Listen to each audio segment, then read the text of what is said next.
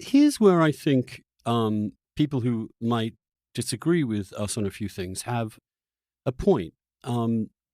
It seems to me that we can't, at this point, rectify what happened in the 17th and 18th centuries.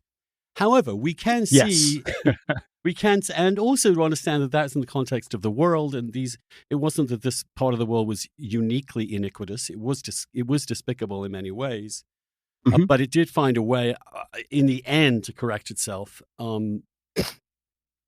But things in the 20th century, like redlining, like the way in which African American families were denied property, the ability to build wealth through their through property, the way in which the government itself systematically pushed African Americans away from that kind of wealth accumulation, which leaves us right now with, even we could say, here are the things we need to do, which have nothing to do with this, but that wealth discrepancy, it's a huge issue for your personal and human security.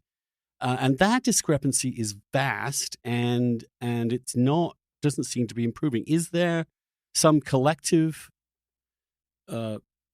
solution to that? I mean, I understand how completely impossible it is, but it does seem to me that inequality in resources is pretty profound and hard to just ignore.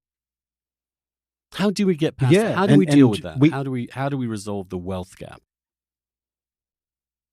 well, again, I think if it's a wealth gap between racial groups, then I think we've got a lot of complex realities that we probably need to delve into and understand. The fact that different Black groups, Right. to use this word, like, tend to do pretty well in this country. That different Black genders tend to do well in different ways. That Black women actually do a profound job when it comes to attaining collegiate success. Some questions about the kinds of things they're majoring in, but they outperform virtually everyone else. Black women do with respect to attaining college degrees. So there's a lot of complexity there, but I really do think that we have to acknowledge that it is a hard thing to ignore, which is why we haven't ignored it. Since the 1960s, people have been talking incessantly about creating government programs to try and raise the Black man up, as I guess the Negro is the word that LBJ would have used in his speech at Howard University when he was outlining his proposals. And many of those schemes have failed miserably, and in certain respects have probably done more harm than good. I only have to think of like the Pure-Igo public housing projects, which are supposed to be these revolutionary approaches to bringing science and technology to bear in order to lift up these people, which failed.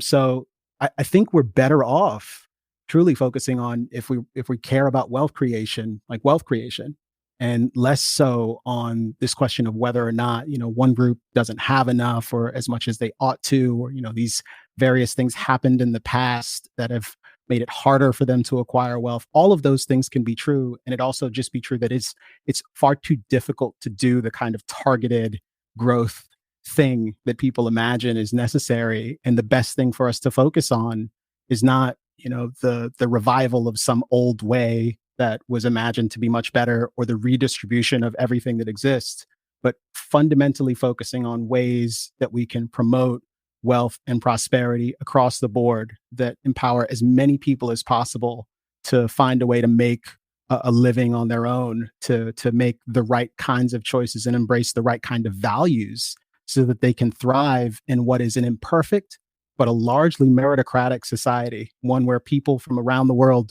they flee where they are, and they have come here historically to pursue a better life for themselves.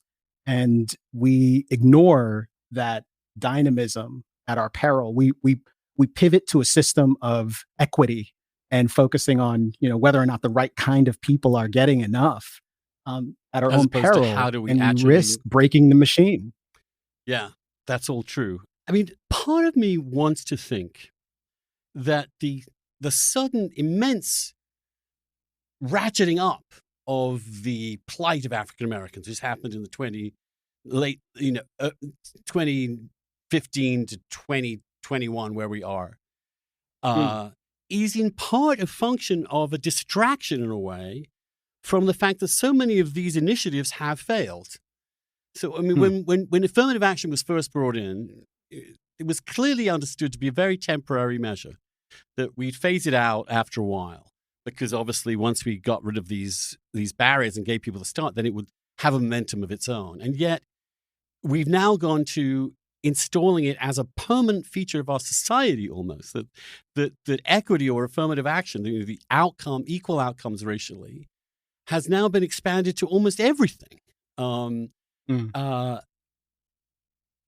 Is this, is this actually an impossible task that people are setting themselves, to have this racial equality? And how much government power will have to be acquired to actually enforce it? That's the question to me.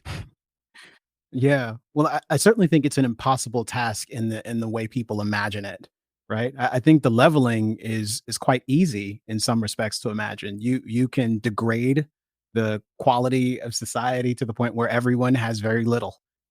And in that sense, you achieve the kind of equity and equality you're chasing after. But the sort of world where we have this dynamic machine for creating wealth, and we ensure that precisely the right amounts of that wealth are accruing to each different racial group, however we're defining them, in proportion to their share of the population, it's an absurdity.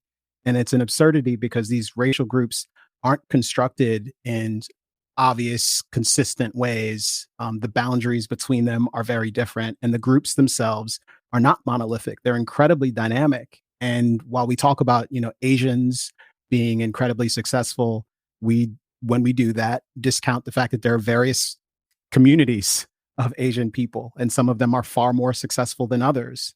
And the same is true amongst whites or blacks or any of these other groups. So again, I think there are mystical ideas almost that are at the forefront of our minds when we think about really complicated issues around, the composition of society and the notion of like fairness historically.